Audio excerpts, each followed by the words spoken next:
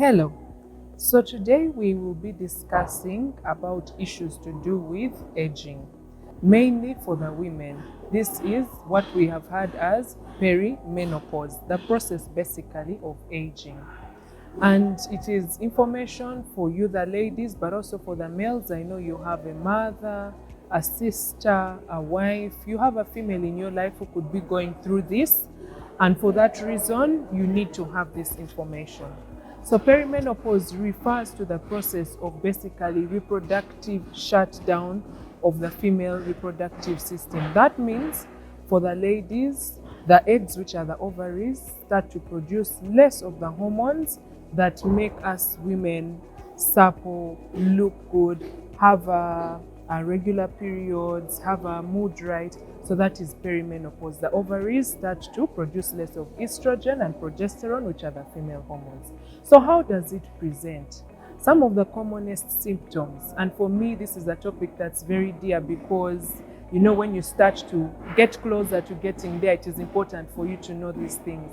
So it presents as palpitation. Some women may have just palpitation, which means your heart is beating fast. You might have the commonest symptom, which most women report as hot flashes. So they break into a sweat, they feel like they are hot, but actually they do not have a fever and their temperature is usually normal. They might start to become irritable. The mood changes. They are happy, suddenly they are unhappy, and they also don't understand why the mood keeps fluctuating like that. But it's simply because the hormones are changing. Periods which were regular might become irregular, meaning you might miss some months.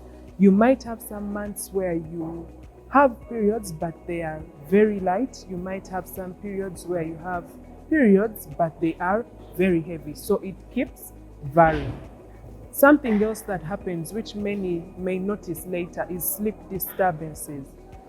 For some reason, yes, you might be tired after a long day, but you realize that you can't sleep well. You go to bed, but you feel like you have no sleep, and yet physically you feel that the body is tired. The other issue is increased fatigue. For the regular work that you used to do, you might feel at the end of the day you are so tired, and yet these are tasks and activities that you were used to doing. So because the hormones keep dipping, and this can start as early as your mid-30s.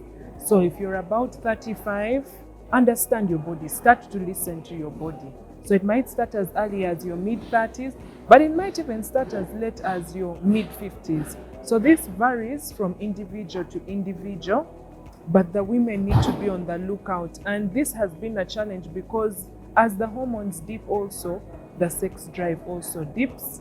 And for women, we develop what we call vaginal dryness. That area down there starts to become dry. And this has caused a rift in many families, in many relationships, because actually women and men do not understand why what is happening is happening. And so this has resulted in high divorce rates, especially around this period. And unfortunately for some, it might take as long as 6 years. For those who are lucky, it might take as short as a few months to actually adjust and go through this. But this is something that we can work together with you as a woman or as a couple, male and female, to see that you transit through this period seamlessly. It must happen. We can't wish it away. So for the ladies, seek help if you need the help, because if you have done everything that I'm going to mention and it doesn't work, medical treatment is also available. So how do you overcome this? Sleep hygiene. If you have sleep disturbances, that means you go to bed without taking caffeine, and you switch off all the lights, keep the environment quiet, and then try and shut down at least 30 minutes before you want to sleep. So that is sleep hygiene. Then we go to mood management. If you are stressed, find ways to manage your stress so that your mood is leveled. Talk about these things, talk about the way that you feel, so that you can get all the help that you need. If it needs taking some what we call mood stabilizers, we can actually give them to you. Eating right has been shown to be helpful. That means a low carb diet and a high fruit and vegetable diet. Exercise, because exercise we know provides enables the body to produce feel-good hormones or pheromones. Ensuring that you get regular sex, because it also enables you to produce feel-good hormones. Getting some sunshine, as we have discussed before. Sunshine also helps your body to produce feel-good hormones. So eating right, exercising, sleep hygiene, getting some sun, taking stress breaks if you need to take a break during the course of your day if you're overwhelmed, talking about it or being aware that it actually exists is part of the journey that you will need to take to go through this. So one of the things that I'd like to expound on is the weight gain that happens during perimenopause. Many women have complained about doing everything that it takes to lose weight, to get to an optimum weight, but every time they get on the scale, instead of seeing a decrease in weight, they are actually seeing a gain in weight. This is because of the change in metabolism, because these female hormones are actually reducing.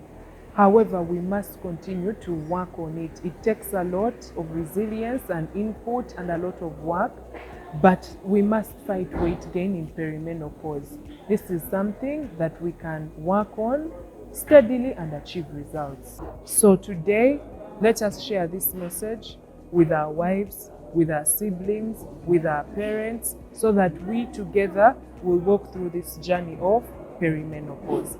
And if you're working with women also, be aware some of the things that happen, that transpire at work, and are because somebody is going through this. So support is available. Let's support each other to get through perimenopause.